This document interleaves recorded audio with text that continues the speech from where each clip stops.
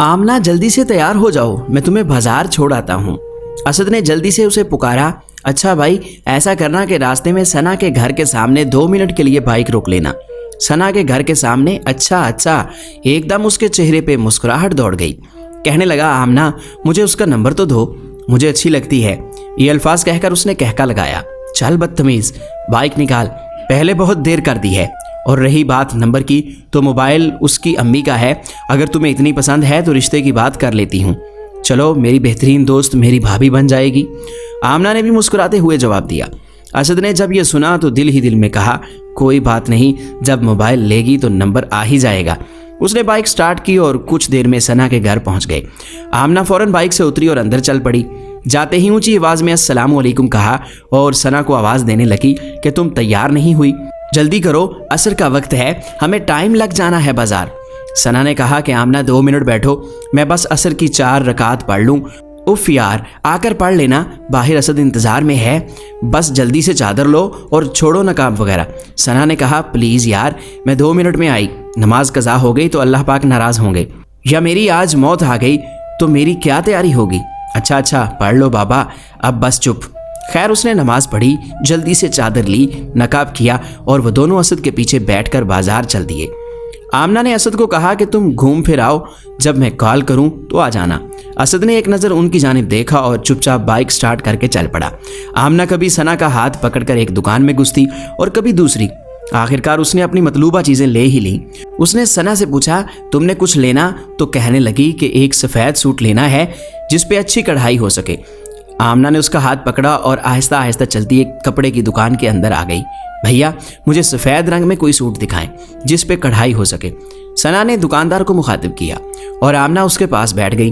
दुकानदार ने वहाँ काम करने वाले एक लड़के को आवाज़ दी। थोड़ी देर में वो मुख्तलिफ इक़साम के सफ़ेद कपड़े के कुछ थान उनके सामने रखने लगा। वो कपड़े की क्वालिटी चेक करने लगी और आमना से मशवरा किया कि कौन सा लेना चाहिए। थान ऊपर नीचे करते सना की नज़र एक सफ़ेद कटे हुए पीस पे पड़ी। उसने जल्दी से वो पीस हाथ में लिया और आमना की तरफ इशारा करके बोली, ये देखो कैसा है, शायद पूरा सूट ही कटा हुआ है। इससे पहले कि वो उसे अपनी राय दे पाती, दुकानदार ने जल्दी से वो कपड़ा उसके हाथ से ले लिया। बाजी, आप इसे रहने दें, कोई और देख लें, ये शायद गलती से आ गया है। वो दोनों दुकानदार के इस रवैये पर हैरान हुए। आमिना चुप रही, लेकिन सना बोली, मुझे तो वही कपड़ा ही लेना है, आप दिखाइए। वो बार बार इसरार कर रही थी, बाजी ये कपड़ा कफन के लिए है, गलती से यहाँ आ गया, आप इसे रहने दें।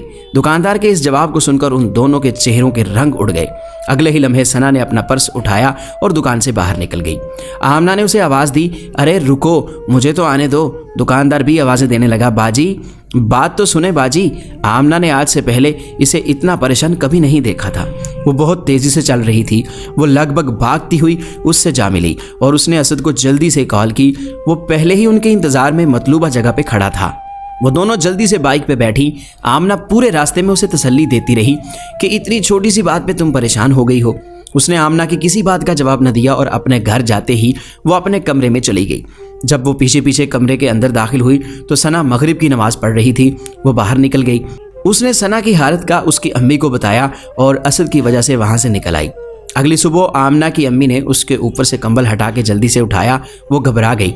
उसकी अम्मी की आंखों में आंसू थे। वो हड़बड़ा सी गई कि आखिर हुआ क्या है। कुछ बताए बिना ही वो उसे सना के घर ले गई। वहां पहुंचते ही आमना के पांव तले से जमीन सिरक गई। सना अब इस दुनिया में नहीं रही थी। वो घुटनों के बल उसकी लाश के पास बैठ गई। दिमाग की नस फटने से उसकी मौत वाक़ई हुई। हैरानी और परेशानी के आलम में आमना के अंदर से एक चीख निकली और उसके बाद वो अपने हवास में न रही। जब होश आया तो अम्मी आखिरी दीदार के लिए उसे उसके पास ले गई। कल जो सफ़ेद कफन देखकर उससे दूर भागने की कोशिश कर रही थी, आज वही सफ़ेद कफन उससे लिपटा था। इंसान इस दुनिया में इतना मसरूफ़ होता है कि उसे पता ही नहीं चलता उसके कफन का कपड़ा बिकने के लिए बाजार में आ गया है। आमना बेसूद उसे जनाजे के लिए ले जाता देख रही थी। उसके जिस्म में इतनी सकत नहीं थी कि वो उसे रोक पाती। सना खुद मर गई, लेकिन उसको ये बता गई कि नमाज कज़ा हो गई तो अल्लाह पाक नाराज़ होंगे, या मेरी आज मौत आ गई तो मेरी क्या तैयारी होगी। अल्लाह हम सबका हामी और नासिर हो, आमीन।